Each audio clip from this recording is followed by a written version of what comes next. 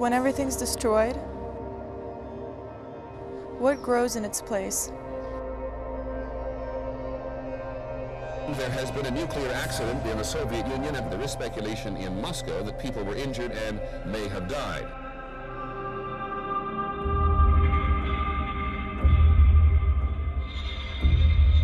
The radiation released from the Chernobyl plant was greater than that from all previous nuclear tests and atomic bomb explosions combined. For people who develop radiation sickness, there is no treatment. If Chernobyl never happened, my life would be very different. I'd probably not even be playing tennis.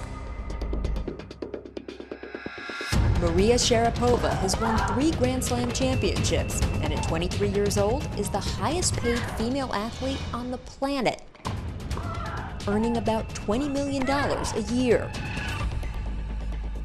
She has her own fashion line, endorsement deals, and a glamorous life in Los Angeles. But the chain reaction that led her here started in a much darker place. A tower of a nuclear reactor on the other side of the world, more than 24 years ago.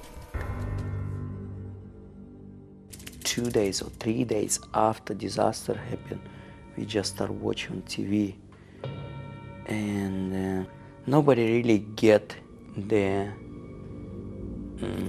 feeling of catastrophe and how big it was. Yuri Sharapov and his wife Yelena were living less than 100 miles from Ukraine's Chernobyl nuclear power plant when on April 26, 1986, a safety test went horribly wrong. There was an explosion and a deadly cloud of radiation. Oh my God, it's just crazy. And people start get panic and pick up the bag, and if they have chance, just try to escape. Yuri and his wife initially stayed, but 4 months after the disaster, she discovered she was pregnant. As radiation particles drifted into their town, those around the Sharapovs began to suffer illnesses and birth defects. So the couple decided they'd flee to live with family in western Siberia, where in April of 1987, Maria was born. It's crazy to think that I could have been born in the midst of Chernobyl. I remember my mom and my dad telling me that it was really chaos. Everyone just wanted to leave, and they were leaving everything in their house, their valuables and their photographs and memorabilia, and the only thing that they would take is their passport. When Maria was 2, the family moved to Sochi, at the time one of the few places in Russia where tennis was popular. By age 6, she was good enough to earn a trip to a clinic in Moscow. By chance, the clinic had a visitor, 9-time Wimbledon champion Martina Navratilova.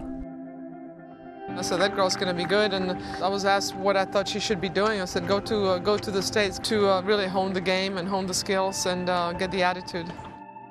She pulled my dad aside and said that I had potential and we should do something about it. But knowing the conditions in Russia, you didn't have much indoor facilities there, and if you did, they're really expensive and not affordable. So we needed to make some sort of change if I was going to continue playing.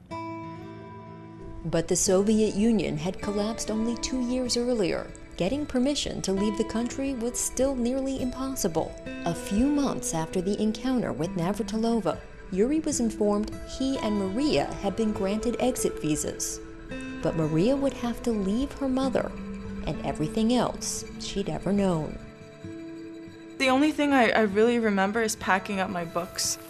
I told my mom, I said, I want to make sure that I have a piece of my country with me. Maria and Yuri arrived in Florida in 1994, shortly before Maria's 7th birthday. But Maria was unable to get into a top-flight tennis academy because she was too young. With limited English skills and little money, Yuri struggled to make ends meet. To provide Maria with tennis lessons, he juggled low-paying jobs, some days working construction, others sweeping up at a grocery store. The first obstacles, I remember I had a few bucks in the pocket, no place to stay. And the people told me, you know what, you're not going to pay, you will be on the street tomorrow. I said, you cannot push me on the street with little girl, 7 years old. You cannot do it. No, I can't. I spent a lot of time on my own. His work hours were all over the map. A lot of them were night hours. He would make rice for me in the middle of the night when he'd come back and then, you know, kind of put it under the pillow and warm it up so it stayed warm. And then I would wake up and I'd have it in the morning for breakfast. Relief finally came at the end of their second year in the U.S. Maria's mother obtained entry into the country, and Maria, at 9, earned a tennis academy scholarship worth more than $30,000. 8 years later, she'd break through to win Wimbledon at 17 years old.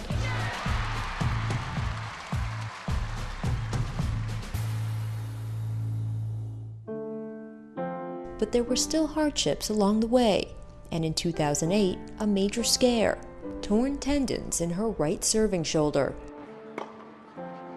I think a rotator cuff surgery, it's probably one of the toughest injuries you can have as a tennis player. I mean, a lot of people don't even come back from that. You find your own way because you really have no choice. You're only given a certain direction, and you either take it or you break down. Your family clearly has a survivor's mentality. How do you think that mentality that you come from influenced your approach to just the way you play the game of tennis?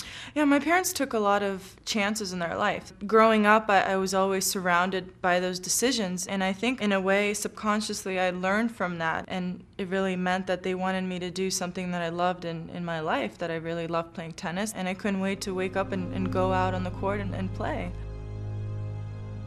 Sharapova returned to the tennis tour in the spring of 2009. Having had nearly a year off to reevaluate her life, she found herself thinking more about the places that shaped her, the area around Chernobyl, the place her family once called home.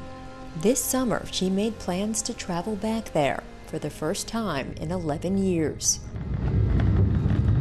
What do you think it's actually going to be like? What are you expecting? Since I haven't been there for so long, I really don't know.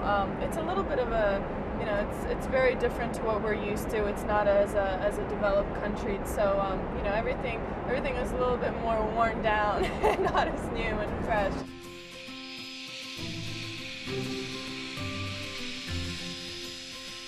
What do you think the impact is going to be on you of actually seeing it, since you've been hearing about it and thinking about it for so long? To hear stories from people and from the kids and see how they've affected. It's really sad on one part, but the good thing is that, you know, that's why we're here, is we're really here to help them. Her first stop, a local hospital, where Sharapova talked to doctors about the effects of Chernobyl's radiation. More than 2 decades after the disaster, there's been a 1,400% increase in children diagnosed with thyroid cancer. Есть такой детский фильм «Мимо», да? «Мимо», это похоже очень. Next up, a cultural center and a tennis clinic. You hit the first ball. Here, I'll feed it to you.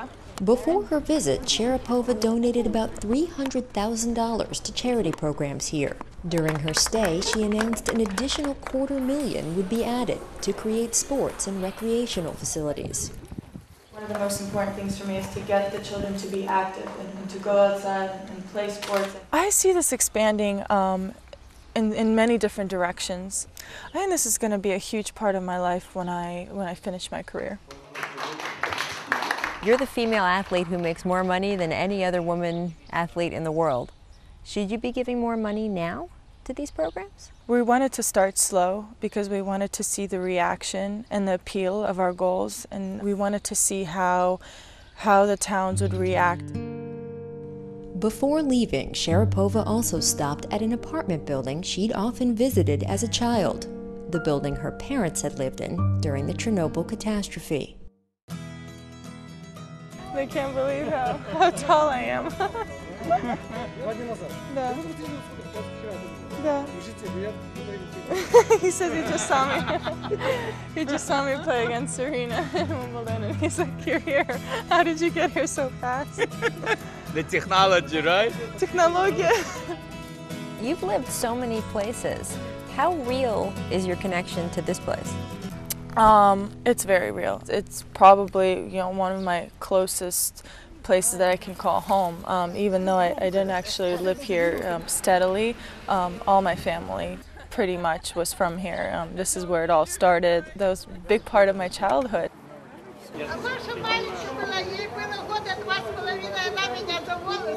The people remember her when she was 2 years old, and the lady remember how he grabbed her hairs and pulled her hairs out.